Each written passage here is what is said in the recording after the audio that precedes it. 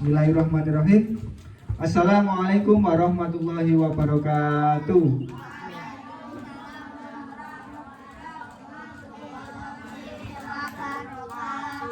Alhamdulillahirabbil alamin. Wassalatu wassalamu ala asrofil anbiya'i wal mursalin sayyidina wa maulana Muhammadin wa ala alihi washabihi ajmain amma ba'du. Yang kami hormati Ibu Kepala SDN 4 Kaloran, yang kami hormati Bapak Ibu guru beserta karyawan SDN 4 Kaloran, dan tak lupa kepada anak-anakku dari kelas 1 sampai kelas 6 yang Pak Alwi cintai dan Pak Alwi banggakan. Pertama, marilah kita panjatkan puja puji syukur kita kehadirat Allah Subhanahu wa taala yang melimpahkan rahmat hidayahnya kepada kita sehingga kita semua dapat berkumpul pada hari ini tanpa ada halangan suatu apapun. Maka rasa syukur kita mari kita ikrarkan bersama dengan membaca kalimat tauhid bersama biqaulina alhamdulillahirabbil alamin. Sholawat beserta salam semoga tercurahkan kepada junjungan kita Nabi besar Muhammad SAW, dan semoga kelak kita mendapatkan syafaatnya di yaumul qiyamah. Amin Allahumma amin. Beberapa minggu atau bahkan bulan yang lalu kita sebenarnya sudah masuk seperti hari-hari biasa masuk sekolah, akan tetapi baru kali ini perdana kultum setelah kemarin kita lebaran, baru mulai hari ini Jumat ini kita mulai kultum. Nah, mulai hari ini nanti mungkin yang kultum Pak Alwi dulu nggak apa-apa, terus dilanjutkan besok minggu-minggu berikutnya dimulai dari kelas 5 karena kelas 6 sudah ada kegiatan yang lain, sudah selesai kegiatannya di sekolah, mungkin ada yang belajar di rumah. Jadi besok minggu depan dimulai dari kelas 5, kelas 4, kelas 3 sudah berani untuk kultum. Sudah berani kelas 3? Sudah berani kelas 3? Saya jawab main kelas 3. Kelas 3 sudah berani untuk kultum di depan? Sudah. Ada yang sudah, ada yang belum. Kalau yang sudah dipersiapkan, minggu depannya lagi setelah kelas 4 kultum kelas 3. Anak-anak yang Pak Alwi cintai, sedikit Pak Alwi akan kultum tentang sebaik-baik manusia itu adalah manusia yang berguna bagi atau bermanfaat bagi manusia yang lain. Artinya apa? Ketika kita dapat berguna, bermanfaat kepada orang lain, disitulah hakikatnya adalah manusia yang terbaik. Lalu bagaimana cara mewujudkan supaya kita itu bermanfaat kepada orang lain? Salah satunya yang pertama, dengan ilmu yang kita miliki. Tentu saja anak-anak sudah belajar, mungkin ada yang dari TK, terus sudah kelas 1, 2, 3, 4, 5, bahkan kelas 6. Tentu saja sudah beberapa tahun belajar, tentu mendapatkan ilmu. Nah, ilmu yang kalian dapatkan ini bisa dimanfaatkan. Caranya bagaimana? Caranya dengan mengajari temannya yang lain juga. Misalnya dalam belajar kelompok, ada salah satu teman yang belum paham, kalian memberi arahan, kalian membimbingnya sehingga teman kalian itu menjadi paham. Itu adalah salah satu memanfaatkan ilmu yang kalian miliki. Mungkin di rumah kalian punya adik, nah adik belum bisa membaca, belum bisa mengaji. Nah, karena kalian sudah memiliki ilmu untuk membaca dan mengaji, nah salah satunya bisa diajari kepada adik kalian. Nah, itu salah satunya juga bermanfaat bagi orang lain, sesama manusia.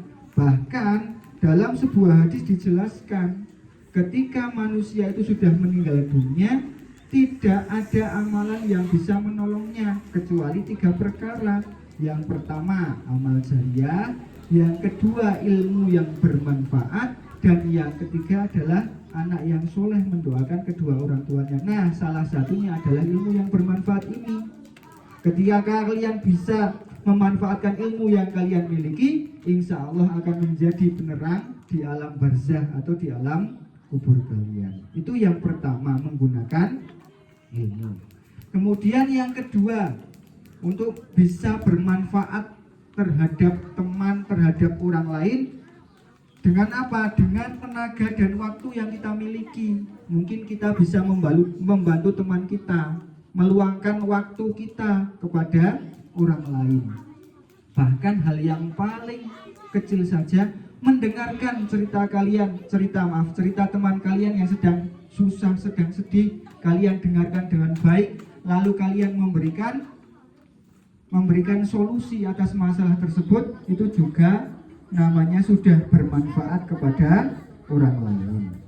Terus dengan tenaga, mungkin ada yang kesusahan, jatuh dan sebagainya, kalian tolong.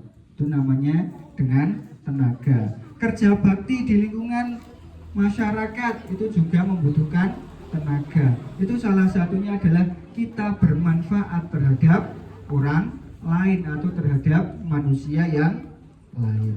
Lalu yang ketiga, dengan harta yang kita miliki, mungkin kita nek sampean kancane ono sing ora sangu, misale ora sangu dan lain sebagainya karena kurang, maka kalian kalau punya kelebihan bisa membantu dengan memberikan sedikit uang saku kalian, atau kalau tidak mungkin ketika kalian jajan nanti bisa berbagi kepada teman kalian yang lain, itu dengan harta. Atau yang lebih gampangnya kalian bisa bersedekah. Terus yang keempat, dengan akhlak yang baik.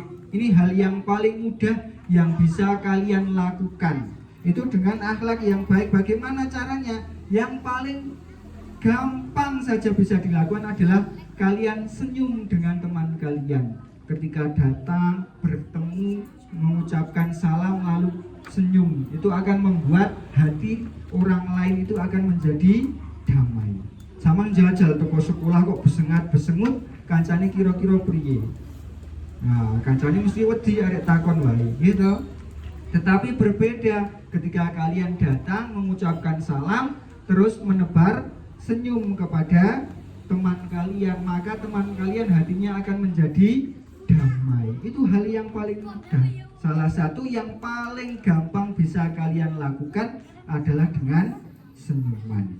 Nah, di hadis Rasulullah SAW juga bersabda, maka nafi hajati ahihi kana Allahi fi hajatihi. Barang siapa membantu keperluan saudaranya, maka Allah akan membantu keperluannya. Nek sama gelem membantu orang lain, maka Allah pun juga akan membantu kalian. Terus yang hadis yang lain, man nafasa'an mu'mini kurbatan min kurabid dunya nafsallahu anha hu kurbatan min kurabi yaumil qiyamah wa man yassara ala mu'siri yassarallahu alaihi fid dunya wal akhirah. Barang siapa yang memudahkan kesulitan seorang mukmin dari berbagai kesulitan dunia, Allah akan memudahkan kesulitannya pada hari kiamat. Dan barang siapa yang memudahkan orang yang sedang dalam kesulitan, niscaya Allah akan memudahkan baginya di dunia dan akhirat. Jadi ketika kita itu mempermudah kesulitan orang lain, maka Allah pun juga akan mempermudah kesulitan kita. Dan barang siapa memudahkan kesulitan orang lain di dunia, maka Allah akan memudahkan baginya kehidupan dunia dan akhirat. Yang paling terakhir, dalam sebuah firman Allah surat Al-Isra, in ahsantum ahsantum li anfusikum. Jika kalian berbuat baik, sesungguhnya kalian berbuat baik bagi diri kalian sendiri. Artinya ketika kita mau berbuat baik kepada teman dan orang lain juga, tentu saja semuanya akan kembali kepada kita. Mungkin ketika kita berada di luar sana, banyak orang-orang baik di sekitar kita. Itulah istilahnya apabila kita menanam, kita juga akan menuai hasilnya. Ketika kita mau berbuat baik kepada siapapun, maka insya Allah orang lain juga akan berbuat baik kepada kita juga.